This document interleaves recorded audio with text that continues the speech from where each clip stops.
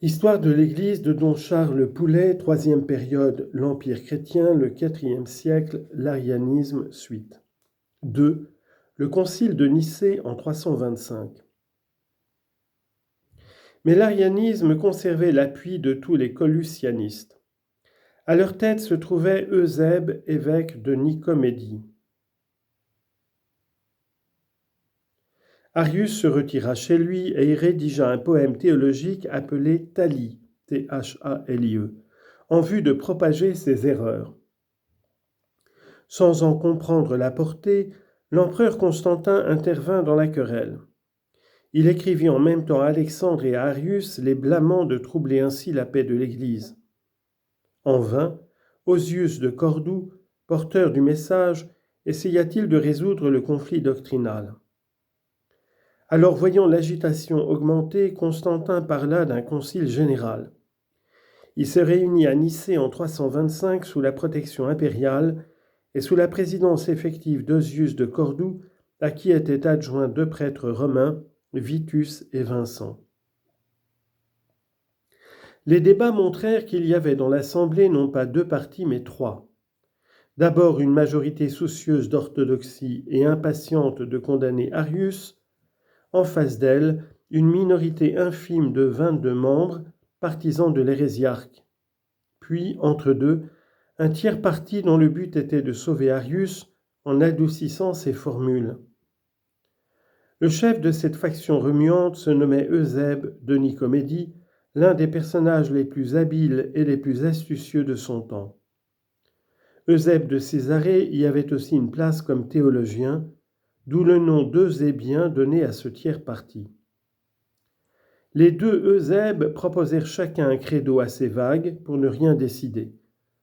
On finit par en admettre un très précis où l'on inséra ces 2 expressions concernant le Fils, en grec, ektesousias tu patros et homoousios to patri, en latin, consubstantialis patri, de la même substance que le Père. La victoire théologique était complète. L'homoousios brise l'hérésie arienne en signifiant que le Fils a même être intime que le Père. Si l'on décompose le mot, on voit en effet que le terme ousia désigne dans le Père ce qu'il y a de fondamental et d'essentiel, s'opposant au caractère individuel. Or, cette ousia est la même numériquement, homos, dans le Père et dans le Fils. Nul danger d'ailleurs que le mot ait une saveur sabellienne, car selon la remarque faite plus tard par saint Basile, une chose n'est jamais consubstantielle à elle-même, mais toujours à une autre. Ainsi, l'homoousios implique-t-il l'unité quant à la nature et distinction quant aux personnes. Après quelques résistances, l'adhésion fut donnée par tous les évêques présents et l'on put croire que le concile de Nicée avait rendu la paix religieuse. Constantin d'ailleurs se posait en défenseur intransigeant du Nicénum, comme Eusèbe de Nicomédie, Théognis de Nicée et Maris de Chalcédoine continuaient à intriguer, il les exila en Gaule. 3. La réaction anti-nicéenne. Première phase, les procès et les exils de saint Athanase. Cependant, une réaction anti-nicéenne devait bientôt éclater.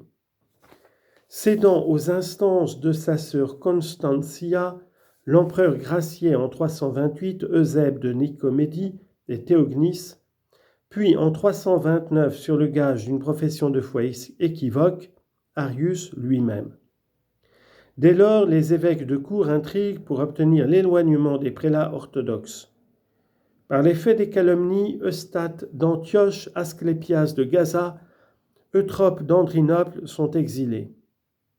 Mais un adversaire de grande envergure va s'opposer aux Eusébiens, le nouvel évêque d'Alexandrie, Athanase. Il aborde la lutte avec des convictions ardentes et une ténacité inébranlable.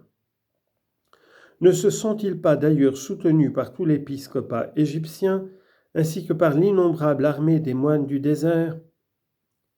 Contre lui se déchaîne toute la fureur du parti eusébien, parce qu'il refuse de laisser Arius entrer dans Alexandrie. On l'accuse notamment d'avoir fait assassiner l'évêque Arsène et couper sa main pour s'en sévir dans des opérations magiques. Après avoir refusé de paraître à l'assemblée de Césarée, préparée pour sa perte, il se rend à celle de Tyr avec une cinquantaine d'évêques égyptiens. Là, nouvelle calomnie attaquant même sa vertu. Après un semblant d'enquête, il est déposé.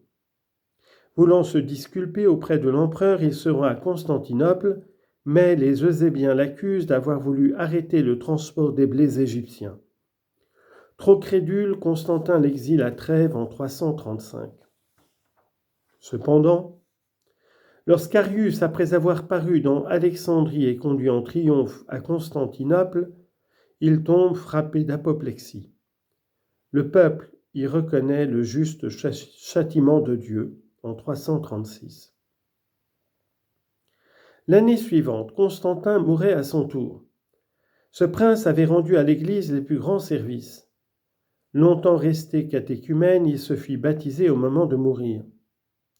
Toutefois, le catholicisme a le droit de lui tenir rigueur d'avoir traité comme inexistante la primauté de Rome, de s'être laissé endoctriner par l'oligarchie arienne et d'avoir toléré que cette oligarchie s'insinuât comme si elle avait quelque titre à parler au nom du catholicisme et à le régenter avec l'appui du prince, comme le dit Monseigneur Batifol.